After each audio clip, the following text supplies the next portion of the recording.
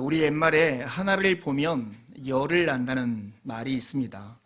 이 말은 하나를 통해서 열을 알 만큼 분별력과 지혜가 있으면 참 좋다는, 그리고 그런 사람이 지혜롭다는 말의 뜻이겠죠. 그런데 하나를 보면 열을 난다는 이 말이 가끔은 오용되어서 폭력적인 말이 될 때가 있더라고요.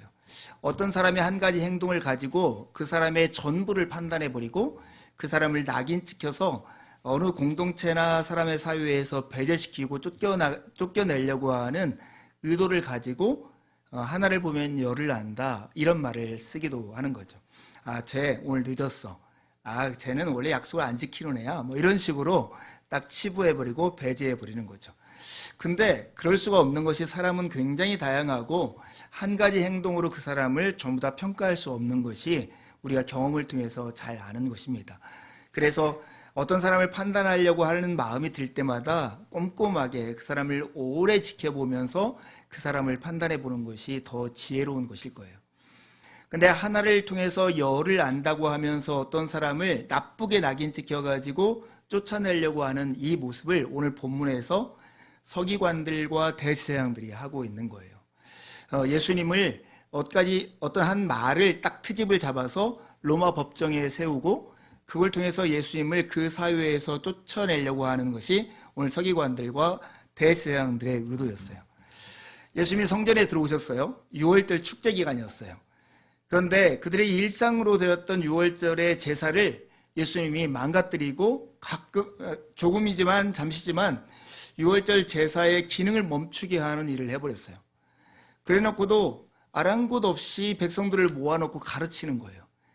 그러니 대제사장들과 서기관처럼 그 예루살렘의 지도자들의 눈에는 예수님이 눈엣 가시처럼 이렇게 보였던 거예요. 그래서 어떻게 하면 예수님을 사로잡아서 쫓겨나거나 죽일까 하는 궁리를 했는데, 그 궁리의 첫 번째 했던 방법이 지난주에 했던 이야기예요. 당신이 무슨 권위로 여기에서 이렇게 하고 있습니까? 그때 예수님께서 그들에게 들려줬던 비유가 포도원 농부들의 비유예요. 주인이 포도원을 잘 가꾼 다음에 농부들한테 세를 주었어요.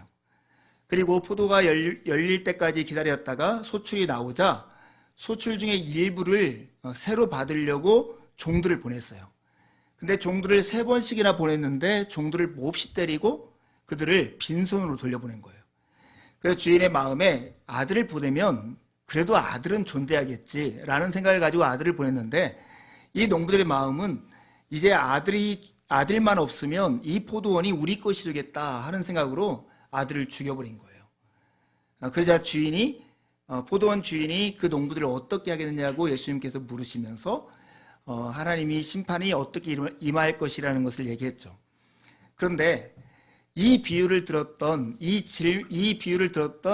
질문했던 대제사장들과 서기관들이 이 비유의 뜻이 뭔지를 알아챈 거예요. 오늘 19절에 이렇게 시작하잖아요. 서기관들과 대제사장들이 예수의 이 비유는 자기들을 가르쳐 말씀하신 줄 알고, 그러니까 이 포도원의 농부가 바로 자기들이라는 것을 그들 스스로가 이 비유를 통해서 알게 된 거예요. 그래서 그들이 즉시 잡고자 했지만 백성들이 두려워서 그렇게 하지 못하는 거예요. 그러면 다른 방법을 찾겠죠. 그래서 다른 방법을 찾은 게 뭐냐면, 이제는 자기들의 직접 손에 피를 묻히는 것이 아니라 로마 정부, 그리고 그 정부의 대리로 나와 있는 총독의 힘을 빌려서 예수를 제거하고 싶고자 하는 계획을 했어요. 스파이를 보냅니다. 마치 예수님의 제자인 것처럼 예수님의 이야기를 듣는 사람들의 무리 중에 하나를 두고 그들이 예수님 앞에 자기들이 굉장히 신실한 예수님의 제자인 것처럼, 의로운 사람인 것처럼 꾸며서 예수님께 질문하도록 하는 거죠. 오늘 본문 보면 이렇게 그들이 의인체 하는 모습이 나오는데요. 21절에 보면 그들이 물어 이르되 선생님이여 우리가 아노니 당신은 바로 말씀하시고 가르치시며 사람을 외모로 취하지 아니하시고 오직 진리로서 하나님의 도를 가르치시나이다. 지금 이들이 속마음이에요? 아니면 거짓으로 예수님 앞에 자기들이 의로운 사람인 척 보이려고 하는 거예요. 의인인 척 하면서 그들이 이렇게 행동하는 것이죠. 가끔 우리가 칭찬 감옥에 가둔다는 말이 있잖아요. 어떤 사람을 칭찬해서 너는 꼭 그런 모습만 가지고 행동해야 돼, 이렇게 표현하는 것처럼 우리를 근거 없이 칭찬하는 사람을 주의해야 할 필요가 있습니다. 오늘 그 대제사장들과 서기관들에게 보냄을 받은 이 두 명의 정탐꾼들이 예수님 앞에 이렇게 의인인 척하면서 예수님을 칭찬 감옥에 딱 가둬놓고 예수님 앞에 정말로 정치적으로 민감한 답변하기에 너무나 어려운 올가미 질문을 던집니다. 그 질문이 바로 22절에 나와 있는 거예요. 우리가 가이사에게 세를 바치는 것이 옳으니까 옳지 않으니까. 여기서 가이사라는 말은 카이사르, 로마 황제를 뜻하는 말이에요. 그 당시 이스라엘이라는 나라는 로마 제국의 식민지로 있었어요. 우리나라가 일제강점기를 겪었던 것처럼 로마 제국의 식민지로 있었던 이스라엘은 그들에게 주민세와 같이 인두세를 로마 황제한테 바치게 되어 있었단 말이에요. 특별히 이렇게 많은 사람이 모여있는 곳에서 세금 걷기가 좋았을 터이니 6월절 때 아마 이런 세금을 걷었을지 모르겠어요. 이런 딱 기회를 가지고 로마 황제한테 이 세금을 바치는 것이 옳습니까? 옳지 않습니까? 근데 이 질문은 굉장히 정치적으로 민감한 질문이었어요. 마가복음에 보면 이 같은 이야기에 보냄을 받은 사람이 두 종류로 나와 있는데요. 하나는 바리새인들이고 하나는 헤롯 당원이었어요. 바리새인들은 율법에 충실해서 자기들이 무엇인가를 드리는 대상이 하나님께만 드려야 한다고 생각했던 사람들이고, 헤롯 당원들은 무장을 해서라도 로마로부터 독립을 이루어야 한다고 했던 열심 당원들이었단 말이에요. 그러니 그들에게 이 질문을 하면 어떤 대답을 했겠어요? 당연히 세금을 바치면 안 됩니다, 이렇게 대답을 했겠죠. 근데 그들이 예수님 앞에 질문했으니 예수님은 그 질문자들을 의식해서라도 당연히 로마 정부의 카이사에게 세금을 바치면 안 된다, 이렇게 답을 했을 것을 그들은 기대했던 거예요. 그러면 그 말을 트집 잡아서 예수님을 로마 법정에 세우고 예수님을 잡거나 죽이려고 했던 것이 바로 대제사장들과 서기관들의 의도였어요. 여러분, 이렇게 한 걸음 뒤로 물러나서 이 장면을 보세요. 대제사장들과 서기관들이 이렇게 정탐꾼들을 보내서 거짓된 방법으로 예수님을 함정에 빠뜨리려고 했던 그 행동이 옳습니까? 옳지 않습니까? 누가 봐도 옳지 않은 방법으로 자기들의 오름을 지키고 자기들의 영역을 침해받지 않기 위해서 그들은 예수님을 죽이기로 혈안이 되어 있었던 거예요. 이것을 사도행전에 보면 베드로가 유대인들을 향한 설교에서 너희들이 법 없는 자들에게 예수님을 내어줘서 죽게 했다라고 말을 해요. 즉 율법을 모르는 사람들에게 예수님을 넘겨줘서 결국 십자가에서 죽게 했던 그 사건을 가리켜서 하는 말이었어요. 이런 당황스러운 상황에서 어떻게 예수님이 했을까 하는 거예요. 여러분 생각해 보세요. 우리도 살면서 참 난처한 질문들을 받을 때가 참 많아요. 어떻게 대답해야 할지 알지 못할 때, 특별히 이런 질문이 어려울 때가 있더라고요. 하나님은 참 선하고 좋은 분이야 라고 누구한테 얘기하면 그 사람은 늘 저에게 이렇게 반문을 하죠. 하나님이 선한데 왜 세상에 이렇게 어려움들이 많은데? 악과 고난이 많은데? 왜 전쟁은 많은데? 이렇게 질문해서 들어오는 거예요. 참 이런 질문에 답하기가 너무 어려워요. 하나님은 모든 것을 다 아신데 하나님의 속성을 얘기하면, 그러면 하나님이 저렇게 장애인으로 태어난 사람이 장애인으로 태어났던 것도 알았던 거야? 그러면 하나님이 어떻게 선한 분일 수 있어? 이렇게 따져 묻는 질문들이 있어요. 우리가 살다 보면 신앙과 관련해서, 삶과 관련해서 정말로 대답하기 어려운 난처한 질문 앞에 우리가 설 때가 있어요. 그때 우리가 기억해야 할 것은, 바라보아야 할 것은 예수 그리스도예요. 골로새서 2장 3절에 보면 예수 그리스도 안에는 모든 지혜와 지식의 보화가 감추어져 있다고 말씀하세요. 정말 그분은 지혜로우시고 그분께 구하는 자에게 지혜를 주세요. 분별력을 주세요. 우리가 그런 상황에서 어떻게 해야 할까를 가르치시고 인도하시는 분이 우리 주님이십니다. 그 주님이 어떻게 이 질문, 난처한 질문, 이 세금을 가이사에게 바치는 것이 옳으니까 옳지 않습니까 하는 질문에 답하는 것이 그 다음부터 이 본문에 나와 있어요. 예수님은 그들의 의도, 속셈을 잘 아셨어요. 오늘 본문에 표현되면 그들의 관계를 아셨어요. 그래서 그들 중에 있는 사람 하나에게 너희들이 가지고 있는 동전 하나를 나에게 보여달라고 얘기하죠. 그들 앞에 동전을 보이자 그 동전에는 그 당시에 주민세처럼 인두세를 내는 데나리온 하나가 펼쳐져 있었어요. 데나리온 앞면에는 그 당시의 황제인 티베리우스의 형상이 새겨져 있었고 뒷면에는 그가 신의 아들이라는 글이 적혀 있었어요. 예수님이 그들에게 물었죠. 여기에 형상은 누구의 형상이고 글은 누구의 글이냐? 이렇게 물었더니 사람들이 다 가이사의 것입니다. 로마 황제의 것입니다. 그때 예수님께서 그들에게 했던 답변이 뭐냐면 가이사의 것은 가이사에게, 하나님의 것은 하나님에게 드리라, 이렇게 말씀하신 거예요. 근데 이 말을 자칫하면 가이사의 것이 있고 하나님의 것이 있다, 이렇게 이분법적으로 생각할 수 있잖아요. 근데 예수님은 사실은 이 장면에서 서기관들과 대제사장이라고 하는 하나님 말씀을 정말 잘 알고 예수님에 대해서 열심히 추적해왔던 사람들이 하신 말씀이에요. 여러분 지금 앞에 동전이 있는데 이 동전에 티베리우스 황제의 형상이 있고 뒷면에는 그가 신의 아들이라는 글이 적혀 있잖아요. 그리고 그 옆에 그 동전을 들고 있는 분은 누구시냐면 베드로의 고백처럼 주는 그리스도시요 살아계신 하나님의 아들이 거기 서 있었던 거예요. 그리고 그분은 바울사가 고백한 것처럼 하나님의 형상이세요. 그런데 하나님의 형상이고 하나님의 아들인 예수님을 지금 서기관들과 대제사장들은 지금 어떻게 하려고 해요? 누구에게 바치려고 하고 있습니까? 누구에게 바치려고 하고 있습니까 지금? 가이사에게 바쳐서 거기서 죽게 하려고 하는 것이 그들의 의도였잖아요. 예수님이 아마 이 대제사장들과 서기관들 앞에 듣게 했던 이유는 가이사의 것은 가이사에게, 하나님의 것은 하나님께 바치라고 하는 것은, 야, 너희들이 가이사의 형상과 가이사를 향한 그 이름이 적혀 있는 동전을 그렇게 바쳐도 좋은데 하나님의 형상이시오 하나님의 아들을 어찌하여 법 없는 자들에 내어주려고 하냐 하는 문책이 그 안에 들어있었던 것이죠. 여러분, 예수님의 이 대답은 사실은 그 당시 대제사장들과 서기관들에게는 깜짝 놀랄 대답이었을 거예요. 그러니 이 대답을 듣고 그들은 더 이상 로마 법정에 세울 만한 빌미를 찾을 수가 없었어요. 그리고 예수님의 대답이 너무나 놀라웠기 때문에 그들은 침묵할 수밖에 없었더라고 성경이 이야기합니다. 자기들이 면접관으로 이렇게 하고 앉아서 면접을 보려고 하는데 면접을 보는 한 사람이 갑자기 면접관들한테 당황스러운 질문을 함으로써 면접관들이 오히려 면접을 보는 사람이 되게 만드는 그런 일이 지금 이 예수님의 현장에서 일어나고 있는 거예요.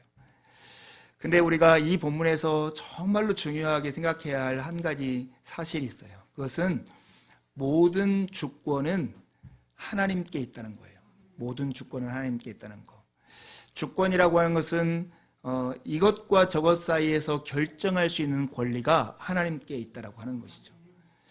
여러분이 어떤 나무를 가지고 이렇게 십자가라고 하는 조각을 만들었다고 생각해요. 그러면 이 십자가가 누구의 것일까요? 누구의 것입니까?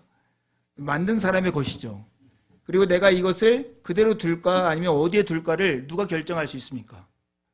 만든 사람이 결정할 수 있고 소유권을 가지고 있는 사람이 결정할 수 있는 거예요. 우리의 아까 신앙 고백에서 첫 번째 고백에 있는 내용이 뭐냐면 하나님을 창조자로 고백하는 거예요. 우리의 신앙의 굉장히 중요한 고백 중에 한 가지가 하나님이 천지를 창조하셨다라고 하는 고백이죠. 하나님이 천지를 창조하셨다면 이 천지가 누구의 것입니까?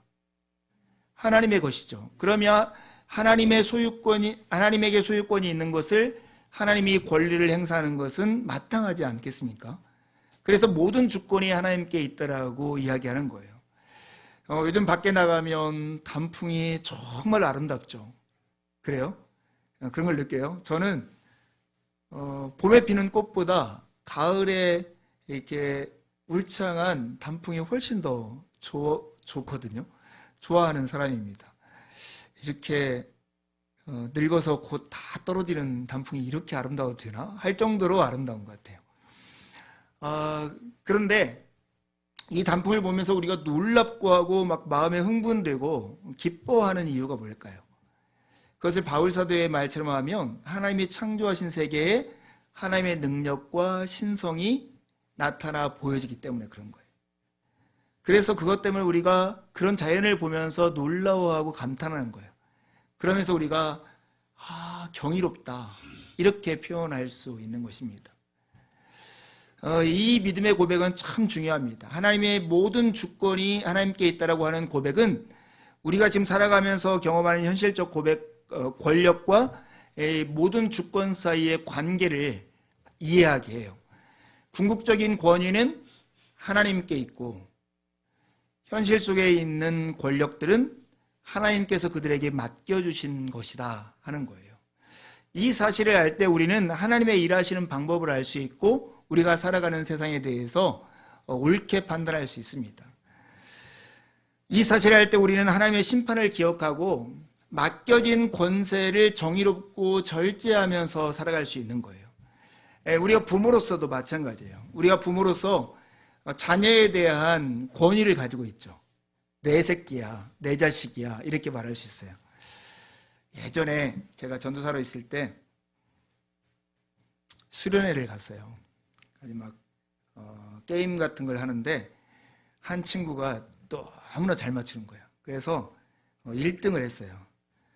그런데 그 아이의 엄마가 돕기 위해서 같이 참여했었거든요. 네, 저 뒤에서 그렇게 말을 했어요. 내가 낳았어 이렇게. 네. 여러분도 자식들이 좀 이렇게 잘하고 뭔가 하면 되게 기특하고 예쁠 때 있잖아요. 내가 낳았어, 내 거야, 막 이런 마음이 들 때가 있습니다. 그런 거죠. 그래서 우리가 어떤 권위자로 있을 때 보면 내가 주인이고 내가 모든 것을 판단하고 내 마음대로 할 수 있을 것처럼 여겨져요. 그러나 그러다 보면 그게 지나쳐가지고 왜곡된 권위를 행사할 때가 있어요. 나라로 하면 독재를 하거나 나라로 하면 정의롭지 못한 통치를 하는 경우가 있고 회사에서는 횡령을 하거나 배임하는 경우도 있을 수 있어요.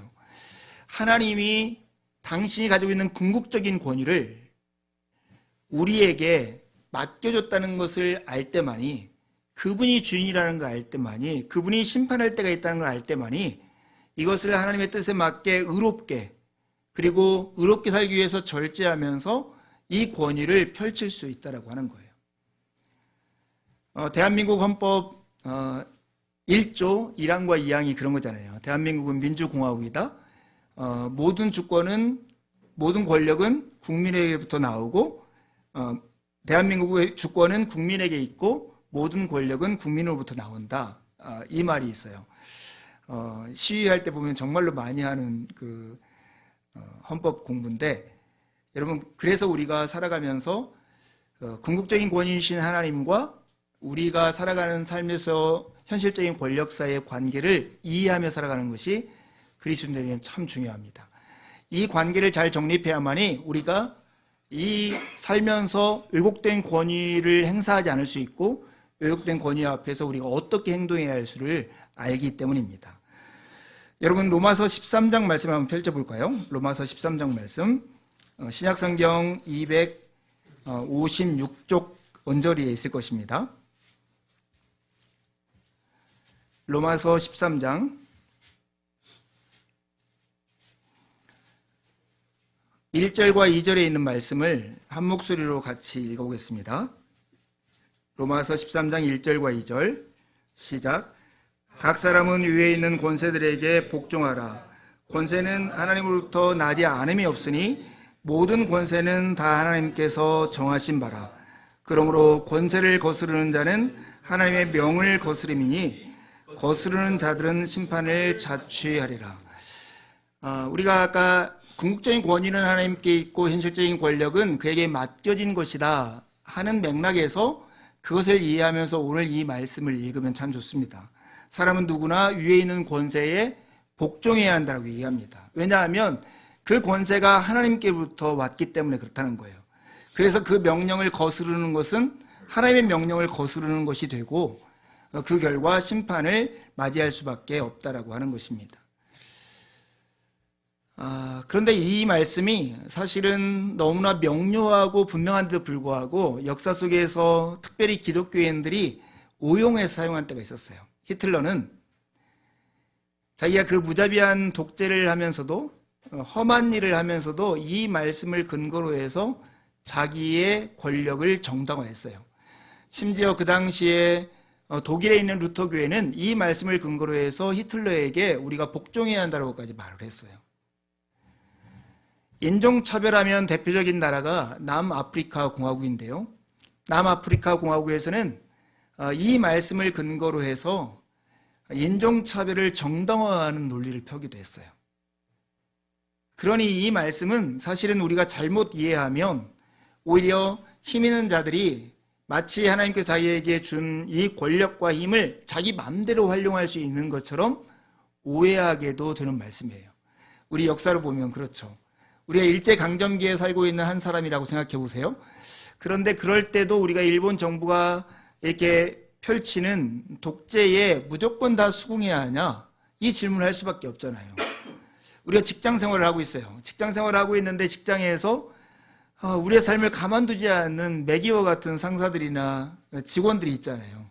그들의 불합리한 처사와 행동에 대해서 우리가 잠잠하고 그냥 무조건 복종하면서 살아가야 하는가? 이런 질문들을 우리가 던지지 않을 수 없어요. 아니, 혹시 내가 그런 권력이 있을 때, 야, 하나님이 나한테 이런 권력을 맡겼어. 그러니까 너는 나를 따라야 돼. 이렇게 말하는 것이 정당한가? 이렇게 우리는 되묻지 않을 수 없는 것입니다. 그러나 우리가 잘 기억해야 할 게 있습니다. 하나님이 우리에게 위에 있는 권세에 복종하라 할 때 그 복종의 대상은 그 자리에 앉아있는 어떤 특정한 한 사람이 아니라고 하는 거예요. 우리가 대통령이 정한 법에, 예를 들어 시행령 같은 거에 그냥 따르고 수긍하는 것은 지금 현직 대통령 이재명이라고 하는 분이 대단하고 위대하고 능력이 있고 존경스러워서가 아니고, 그런 면도 있다 할지라도 그보다는 그가 위임받은 대통령의 자리에 있다는 것 때문에 그러는 거예요.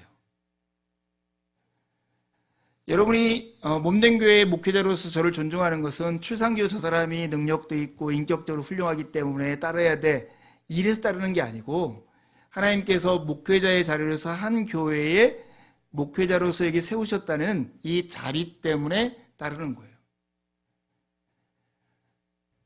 아까 권위를 어린 설교에서 무엇에 비유했어요? 기억나십니까? 예, 우산에 비유했죠. 근데 그 우산에 3가지 종류의 우산이 있어요. 예, 파란 우산, 검정 우산, 찢어진 우산. 가끔 우리 사회에는 그 찢어진 우산들도 있다라고 하는 거예요. 그리고 나는 빨간색을 좋아하는데 파란 우산과 검정 우산만 있을 수도 있어요. 네, 그런 상황 속에서 우리는 어떻게 하나님께서 맡겨주신 이 권위들에 순종하고 복종하며 살 수 있을까 하는 것이 우리가 던져야 할 질문이에요. 하나님께서 권위를 맡겨주신 것이 분명하지만 그 권위 자체는 선한 것이지만 그 권위를 맡은 죄로 물든 인간은 완전하지 못하기 때문에 우리는 그 권위와 신자의 삶 사이의 관계를 엄밀하게 생각해야 합니다. 그래서 3가지를 꼭 기억해야 돼요. 첫 번째는 일단 그 권위를 받아들여야 하는 거예요. 왜냐하면 그 권세들은 하나님의 사역자들이기 때문에 그렇습니다. 오늘 3절에서 5절에 보면 이 권세들을 이렇게 표현해요. 각 사람에게 유익을 주려고 일하는 하나님의 일꾼이라고. 소극적으로는 나쁜 일을 하는 자에게 하나님의 진노를 집행하는 자, 그게 바로 권세래요. 여러분 잘 생각해 보면 이걸 이해할 수 있는데요. 일제강점기 시대에도 재판이 있었을까요? 그리고 국가의 정책이 있었을까요? 아마 그때도 어려워서 먹지 못하는 사람들을 돕는 구제의 정책이 국가에 있었을 거고요. 재판을 통해서 잘못한 사람을 죽인 사람을 사형을 집행하는 일도 그때도 있었을 거예요. 히틀러 정부 때도 도둑질하는 사람을 잡아서 감옥에 가두는 것도 있었을 거고, 우리나라 독재 정권이라고 하는 3공화국, 4공화국, 5공화국 때도 그런 일들은 계속해서 진행하고 있던 거예요. 그러니까 그 정권, 권세의 자리에 앉은 사람이 히틀러나 우리가 싫어하는 어떤 독재자를 할지라도 그 권세라고 하는 그 위치, 국가라고 하는 제도 자체가 하는 역할, 즉 사람에게 유익을 주려고 하는, 그리고 나쁜 일을 하는 자에게 하나님의 진노를 집행하는 일은 멈추지 않았다는 거예요. 그래서 하나님은 그 자리 자체를 인정하라고 하는 거예요. 어떻게 복종해야 할까? 오늘 보면 6절에 7절에 보면 모든 의무를 순종하면서 그렇게 하래요. 조세와 관세를 바치는 이에게 그것을 바치고, 두려워해야 하는 일을 두려워하고 존경해야 하는 일을 존경함으로써 그 일을 하라고 합니다. 그러나 마지막 우리가 주목해야 할 게 이거예요. 그러면 우리 앞에 있는 권위들에 무조건 복종해야 합니까? 히틀러가 시키면 무조건 해야 하고 일본 정부가 우리에게 시키면 모든 일을 해야 합니까? 이런 질문인 거죠. 그 대답은 사도행전 5장 29절을 통해서 알 수 있습니다. 예수님이 하신 것처럼 복종하되 하나님의 나라에 따라서, 하나님의 나라의 원리에 따라서 그 사회와 그 시대를 변혁해 나가는 걸 꿈꾸면서 그 일을 해야 한다는 거예요. 저는 이것이 어떤 그림과 같을까 생각해 봤더니 일제강점기 시대에 독립운동한 사람들의 태도와 같다고 생각합니다. 그들도 그 사회에 살았습니다. 열차를 타기도 했고 버스를 타기도 했고 그냥 살면서 아마 세금도 내었기 때문에 그 사람으로서 살고 있었을 거예요. 그러나 잘못된 정부와 그들의 정책에 저항하면서 불복종하면서 정의롭고 의로운 일을 위해서 그것을 견디면서 그 일을 해나갔다는 거예요. 여러분, 우리가 살아가는 사회에서 직장 생활을 하거나 아니면 학교에 있는 속에서 권위자가 마음에 안 들 수가 있죠. 주한이와 친구들은 선생님이 마음에 드니? 선생님이 마음에 안 들 수 있고, 또한 어떨 때는 선생님이 선생님으로서의 권위와 역할들을 못할 수 있어요. 그런 선생님이 있었어요. 저도 무지막지하게 폭력을 행사하는 선생님도 있었고, 참 비열하게 사람들을 경쟁시키고 차별하는 선생님도 있었어요. 학교 다니면서 그런 선생님을 만난 경험이 있어요. 찢어진 우산과 같은 거죠. 그럴 때 무조건 그런 선생님한테 순종하는 게 아니라 정의를 위해서 하나님의 정의를 향해서 우리가 그것을 바꾸어 나가는 불복종과 저항과 변혁들이 있는 거예요. 회사 안에서 일을 하다 보면 나를 가만히 두지 않는 매기와 같은 사람이 있죠. 계속 내 감정을 요즘 긁이라고 해요. 내 마음을 긁고 가만히 놓아주지 않는 사람들이 있어요.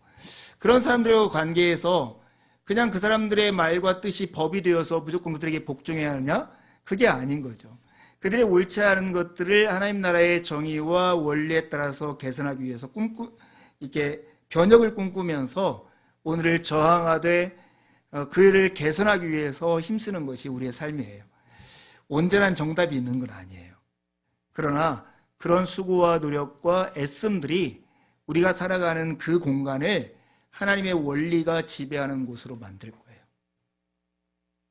그것이 학교에서든 가정에서든 직장에서든 나라에서든 그리스도인들이 해야 할 일입니다. 저는 어제 설교를 준비하면서 이곳에서 멀지 않은 큰 교회 목사님이 로마서 13장을 가지고 했던 설교를 듣게 되었습니다. 그때는 우리가 정말 민주화 운동을 하던 시대에 했던 설교였어요. 그런데 이 정부가 하나님이 세우신 정부이기 때문에 복종해야 한다, 이런 메시지였어요. 그 당시 저는 아마 대학생이었을 거예요. 그리고 그 당시 대학생들은 모두 다 길거리에 나가서 크거나 작거나 소리를 치면서 민주화를 외쳤을 거예요. 그걸 들으면서 옳지 않다고 생각했습니다. 여러분, 우리가 살아가는 세상에는 하나님께서 분명히 권위라는 우산을 씌워서 그 권위 아래 살게 했지만, 그러나 무조건 그 권위의 악함까지도 따라 살아가는 게 아니라 하나님의 기준에 맞춰서 이 권위를 순종해 나가는 방향을 정해야 한다고 우리에게 가르쳐주고 있는 것입니다. 사랑하는 교회 여러분, 이것이 하나님이 우리에게 주시는 사실이에요.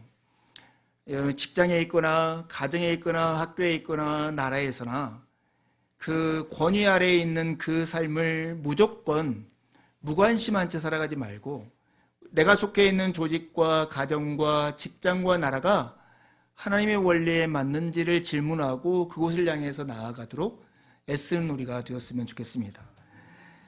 정말 하나님이 계시다면 세상이 왜 이렇게 악할까라고 묻기보다는 하나님이 일하시는 현장 속에서 우리가 속해 있는 일터나 가정이나 나라를 새롭게 빚으려고 하는 하나님의 일하심 속에 여러분들이 참여하십시오. 그래서 지금 여기서 하나님의 정의와 하나님의 평화와 하나님의 기쁨이 마치 밀가루 안에 누를 넣을 때 밀가루가 부푸는 것처럼 우리가 누룩처럼 그 사회 안에 들어가서, 우리가 누룩처럼 학교 안에 들어가서, 직장 안에 들어가서 나라에 있기 때문에 하나님의 정의와 평화와 기쁨이 이렇게 부풀어지는 그런 세상을 이루는 하나님의 누룩들이 되기를 간절히 소망합니다. 함께 기도하시겠습니다.